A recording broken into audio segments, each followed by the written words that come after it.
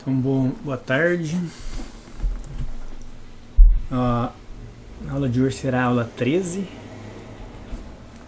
Falaremos sobre controle por realimentação de estados com o integrador. Então, na aula passada falamos sobre o controle por realimentação de estados ou state feedback. Agora vamos incluir um integrador para eliminar o erro de regime permanente do sistema.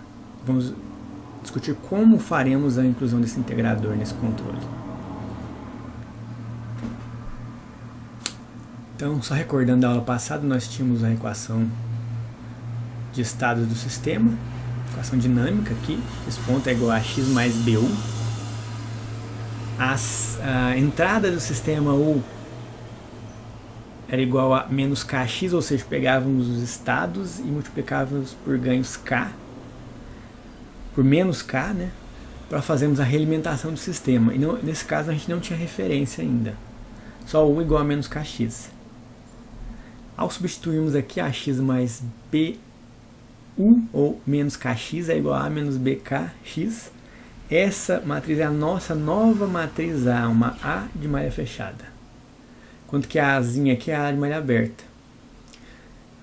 Portanto, ó, os polos de A menos BK, que é a matriz de malha fechada, são os polos de malha fechada, ou os autovalores de malha fechada. Ó, vamos utilizar o método direto. De novo, nós estamos recordando aqui o que a gente viu na aula passada, né? Então, pelo método direto consistia em calcularmos o polinômio de malha fechada e o polinômio de malha aberta, para malha aberta. Polinômio característico, né? Equação característica. Determinante de A menos lambda I, encontrávamos o polinômio de malha aberta. Para malha fechada, a gente fazia lambda I menos A menos BK, que é a matriz A de malha fechada, e encontrávamos também o polinômio de malha fechada. Comparando agora os coeficientes alfa com A, ou alfa menos A, nós encontramos os ganhos K1 até Kn. K1 era igual a alfa n menos AN, K2 alfa n menos 1 menos AN menos 1 até Kn, que é alfa 1 menos A1. Esses são os ganhos K que a gente vai usar no nosso compensador se o sistema estiver na forma controlável.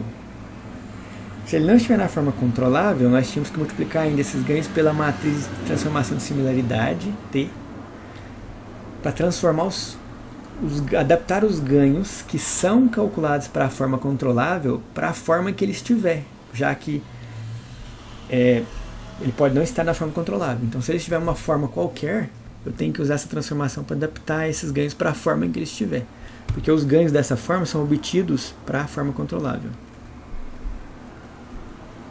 Também discutimos a fórmula de Ackermann, em que ele calcula esse vetor de ganhos, lembrando que se o sistema for ciso, isso vai ser um vetor de ganhos. Se ele for mimo, você vai ter um vetor desse, vai ser uma matriz, né? E o número de linhas dela é proporcional ao número de de entradas que o sistema tem. De entradas que o sistema tem. Então, para cada entrada, você vai ter uma linha de vetor escasso. Essa forma de Ackermann ela é pensada para um sistema ciso somente, não para mimo. Então, o K, ó, você tem um vetor de 0, 0, 0, 0, 1 único 1. A quantidade de elementos aqui é a quantidade de estados do sistema. Então, por exemplo, a matriz A for 3 por 3, você tem 3 estados, você vai ter 0, 0, 1. SC é a matriz de controlabilidade. Aqui embaixo, ó, B, AB, até a n-1b. E QA é o polinômio. Ó, QS é o polinômio característico. Esse mesmo polinômio aqui, ó. Esse aqui de malha fechada. Só que aqui ele está com um lambda, né? Nós vamos utilizar, em vez de utilizar lambda, a gente vai utilizar agora a matriz A no lugar. Pode ser com S, pode ser com lambda. No caso, a gente vai usar matrizes aqui agora e encontrar um polinômio característico utilizando a matriz A. Okay? Ao fazer isso, encontramos o vetor de ganhos, o state feedback que a gente quer.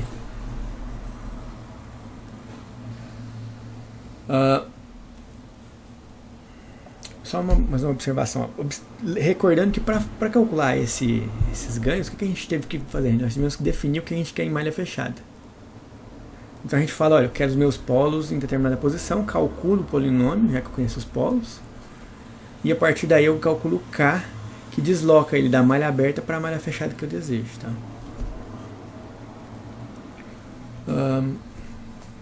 Para encontrar esses polos, porque eu simplesmente comentei aqui que eu preciso dos polos de malha fechada. Qual o valor desses polos? Nós podemos definir esses polos por nosso critério, ou nós podemos usar um critério mais técnico para fazer isso, que é utilizando padrões como, por exemplo, o sistema padrão Bessel ou o sistema padrão ITAE, que nos dão já curvas, uma configuração de polos que nos dão uma curva, uma resposta temporal pré-determinada. Vou mostrar logo isso. Aqui embaixo eu vou mostrar as curvas. Mas, por exemplo, por que é importante fazer isso? Porque o problema com as técnicas de localização de polos, que é o que a gente está fazendo aqui, que é fazendo o controle por state feedback, né? Elementação de polos, é que o esforço de controle é ignorado. Então podem ter problemas de saturação, tá?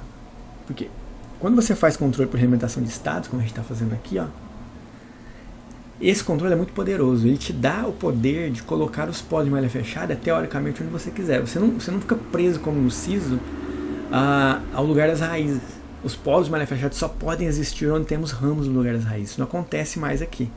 Você, em teoria, pode ter polos em qualquer lugar. Podem ser polos reais, polos complexos. A única regra que você não pode quebrar é que os polos complexos têm que ser impares. Tá? Não dá para ter só um polo complexo positivo, você tem que ter o par nele. Tá? Mas no mais, você consegue colocar eles em qualquer lugar. Fugir do lugar das raízes. Só que isso pode ter consequências como, por exemplo, um esforço de controle muito grande. Pode saturar o controlador. O desempenho do sistema não é garantido. A presença de zero, porque tudo é feito para polos, né? A gente ignora os zeros. Então a presença de zeros altera a resposta temporal esperada pela localização dos polos. Isso é uma coisa que tem que levar em consideração. Você projeta tudo para os polos e esqueceu que tem zeros, mas os zeros vão afetar. Os zeros são difíceis de levar em consideração no sistema, principalmente se ele for mimo. A robustez da malha fechada não é garantida. Então, robustez é o que? A sensibilidade da resposta do sistema a erros de modelagem e a alterações nos parâmetros da planta. Por isso que existe o controle robusto, que é uma matéria futura que você lida com tratar essa robustez aqui. Bom, então vamos falar das formas com que a gente pode usar para encontrar a posição ideal para esses polos. Então a primeira delas é usar o padrão Bessel. Tá, o padrão Bessel está mostrado nessa figura aqui. Ó, ele te dá curvas bem comportadas para o sistema de primeira, segunda, terceira, quarta, até 10 ordens aqui. Provavelmente tem maior que isso, né? Então, por exemplo, é uma resposta a um degrau unitário. Então, Bessel é uma função matemática, tá? De várias ordens e com tempo de assentamento de 1 segundo. Então, o tempo de acomodação é de 1 segundo. Esse gráfico é feito para 1 segundo. Se olhar aqui é 1 segundo, quando ele dá o tempo de acomodação de 2%. Não importa a ordem do sistema. Opa.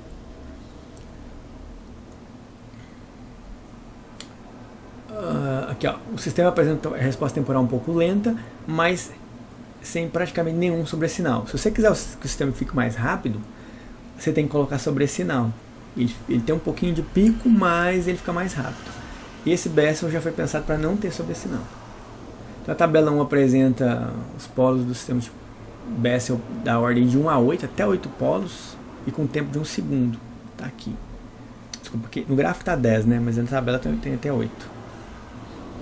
Então, ó, se for um polo é um polo real, se forem 2 polos, são um par de polos complexos conjugados. Se forem 3 polos, é um real e um par. Se forem 4, são 2 pares complexos.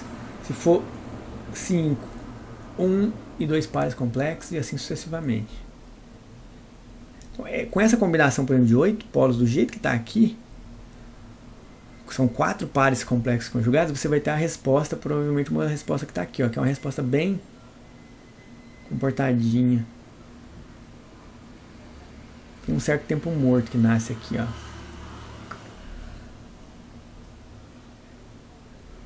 Ok? Aí a pergunta é, como é que eu uso isso se esse sistema foi feito, essa tabela foi gerada para um sistema com tempo de acomodação de 1 segundo. Dado o tempo de assentamento desejado, de acomodação desejada em malha fechada, e da ordem da planta, você vai na tabela, né? Vamos supor que o seu sistema é de... Tem um exemplo aqui, ó. Dado uma planta de terceira ordem, o tempo de assentamento desejado para a malha fechada é 3 segundos. Você vai lá na tabela e olha para 3 polos. 3 polos. Então, esses são os meus polos de malha fechada, onde tem 3. E vou dividir eles pelo valor do tempo de acomodação, que são 3 segundos. Então eu pego, ó, é um polo real e parte polos complexos conjugados. Divido por 3 e encontro os novos polos agora, que vão me dar aquele comportamento, mas com tempo de acomodação 3 segundos. Tá? Dividir os polos na tabela correspondente à ordem da planta pelo tempo de acomodação especificado. Calcular os ganhos do controlador usando um dos possíveis métodos.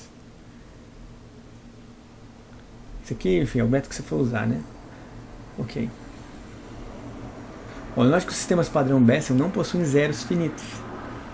Portanto, a resposta da malha fechada do sistema em questão pode ser diferente da apresentada na figura 1 se o sistema tiver zeros finitos. Quer dizer o seguinte, se o sistema em malha aberta não tiver nenhum zero, vai dar igualzinho. Se ele tiver zero, provavelmente o sistema vai ficar mais rápido e pode ter pico.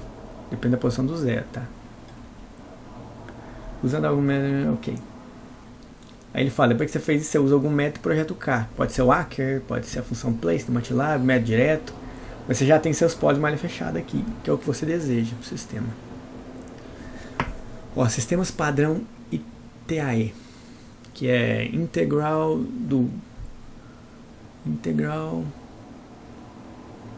time absolute error. Não, é integral time absolute error.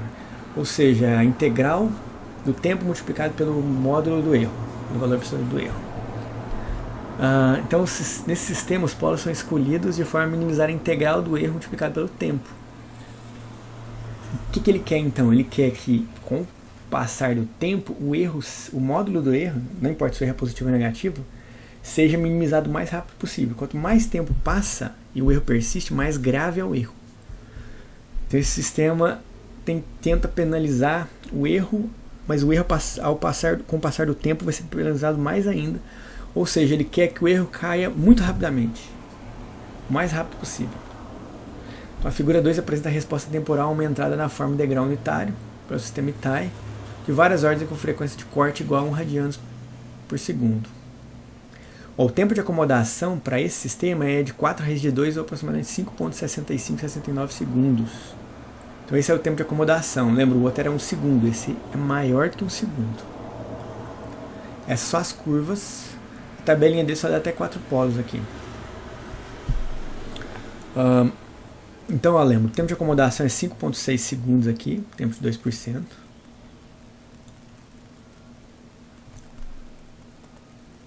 Como é que você vai calcular agora os polos de malha fechada que você quer?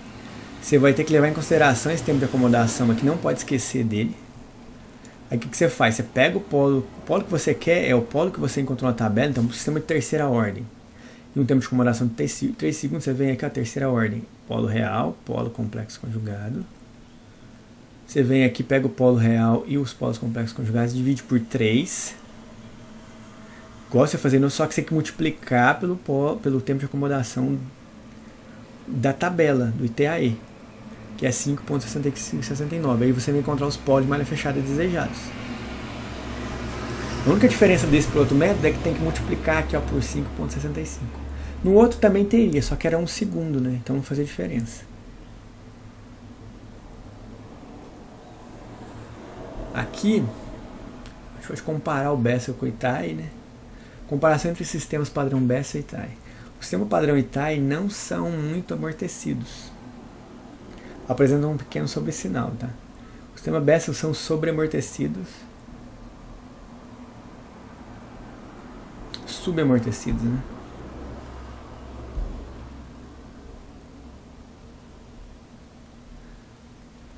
não apresenta sobressinal. Ah, tá. É porque em português é superamortecidos. Superamortecidos não apresentam sobressinal. O tempo de subida do sistema é mais rápido que os sistemas Bessel. Ele tem tempo de subida mais rápido, mas ele tem um pequeno pico por isso, né? Ele é mais rápido, obviamente, que esse, mas esse tem a vantagem de ter menos sobressinal. De não ter sobressinal. Essa é uma escolha do freguês. Escolhe qual que você prefere. Os dois vão dar respostas interessantes. Respostas boas para o que a gente quer. Tá, então vamos lá. Fiz isso. Agora o que a gente tem? A gente tem um... Aqui eu vou apresentar para vocês a ideia do controle com a inserção de um integrador. Ó. Antes nós tínhamos a planta aqui, ó, o sistema representado pelo espaço de estados. Eu peguei os estados e fiz a realimentação de estado. A gente começou por aqui. Ó, depois nós inserimos uma referência no sistema e colocamos um ganho antes aqui, que era aquele N barra. Agora a gente vai fazer o quê? Nós vamos continuar mantendo a realimentação de estados aqui, dos estados. Mas nós vamos inserir agora um integrador aqui, com um ganho dele. E vamos fazer uma realimentação pegando a saída e realimentando aqui, ó. Comparando com a referência. Então vai ficar R. Lembra que no sistema CISO a gente está acostumado a fazer mais menos aqui, ó, mais em cima, menos a realimentação. Então o erro era R menos Y. A gente poderia fazer isso aqui, sem problema nenhum. Só que eu resolvi inverter só para manter, porque os ganhos aqui são negativos, ó. E eu quis manter esse ganho negativo, porque esse cair vai fazer parte desse ganho aqui, eu vou mostrar para vocês. Não importa, eu poderia ter pegado esse menos e colocado aqui, ó, feito mais menos, e aqui ser positivo e esse menos vir para cá e ficar mais menos. Tem livro que faz assim, mais menos positivo, mais menos positivo aqui. Tem livro que usa dessa forma aqui. Então isso é uma questão de convenção, dá na mesma. Eu só inverti os sinais aqui e coloquei um menos aqui e mantive esse menos aqui também, tá? O que a gente vai fazer, que eu quero mostrar para vocês é o seguinte. Nós vamos pegar o nosso sistema para o espaço de estados que a gente tinha e vamos fazer o que a gente chama de estado aumentado, ou augmented state. A gente vai acrescentar mais um estado no nosso sistema. Então, aqui, ó, o nosso sistema original ele era x ponto igual a x mais BU. Então tá aqui, ó, x ponto é igual a x mais BU. E esse aqui é o nosso sistema original. Agora eu vou acrescentar mais um estado, que eu vou chamar ele de XI, aqui, ó, esse aqui é o estado XI. Esse estado está aqui, ó. Ó, vou colocar um integrador. Então o estado está sempre na saída de um integrador. Antes do integrador é o estado derivado, x ponto. Aplicou a integral nele, ele vira x. Então coloco o integrador aqui. A saída dele é o meu xi, a entrada dele é meu xi ponto. De tal forma que o meu xi ponto é igual ao meu erro nessa configuração que está aí. E o xi é a integral do xi ponto, que é a integral do erro. Xi ponto, erro do sistema. Agora o meu vetor de estados ele tem que ser todos os estados do sistema. Os que eu já tinha x mais o xi ponto. O x, desculpa, é aqui os estados, né? Todos os x que eu tinha mais o xi que eu acabei de acrescentar. Esse aqui é o meu vetor de estados. Eu vou ter que encontrar agora um novo vetor de estados derivado, uma nova matriz A, uma nova matriz B, e vai aparecer um termo a mais aqui em relação à entrada aqui. Então vamos lá, por partes. Como é que eu monto isso aqui? Eu primeiro já tenho o valor do x ponto. Eu já sei que é a x mais BU. Falta eu encontrar agora o x ponto, para montar a equação dele. Então o x ponto é igual ao erro, como eu posso ver aqui, ó. Por que x ponto é igual ao erro? Porque, como eu falei, quando eu coloquei um integrador, eu criei um estado novo. Você colocou integrador no sistema, você criou um estado. Esse estado eu chamei ele de x do integrador. X ponto é a entrada dele, que é igual ao erro. Dá pra ver que ó, o erro é igual a y menos r. Y menos r, aqui embaixo. Que é igual a x ponto. Y é igual a c vezes x. Tá aqui, ó, y é igual a c vezes x, mais du. Só que o d é zero nesse nosso caso. Mas é igual a du aqui. Tá? Eu poderia escrever cx mais du menos R. Ok? Eu devia ter escrito aqui, na verdade, mais du menos R. Quando eu monto essa equação aqui, ó, eu vou fazer, ó, x ponto é igual a cx, olha lá, cx mais du menos R. Então aqui eu montei o x ponto e o x ponto que eu já tinha antes. Então eu montei minha equação do estado aumentado agora. Eu aumentei um estado a mais, depende na verdade, se só tiver uma entrada desse sistema é um estado a mais, se tiver duas entradas são dois estados aqui, ó, x1, x2 e assim vai. Então a quantidade de estados integradores que eu vou colocar é proporcional à quantidade de entradas que eu tenho nesse sistema.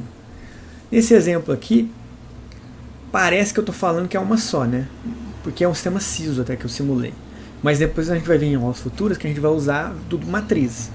Então aqui vai ter uma matriz de ganhos, várias entradas aqui, porque o sistema tem várias entradas, várias saídas e assim sucessivamente. Então se você tiver 3 saídas, as 3 vão se realimentar aqui, ó. Isso aqui vai virar um barramento, isso aqui vai virar um barramento. Então essa equação vale também para quando é mimo, tá? Então você tem que lembrar que isso aqui vira vetores e matrizes. Tá, ok. Agora, controle com estado aumentado, né, para o sistema mimo.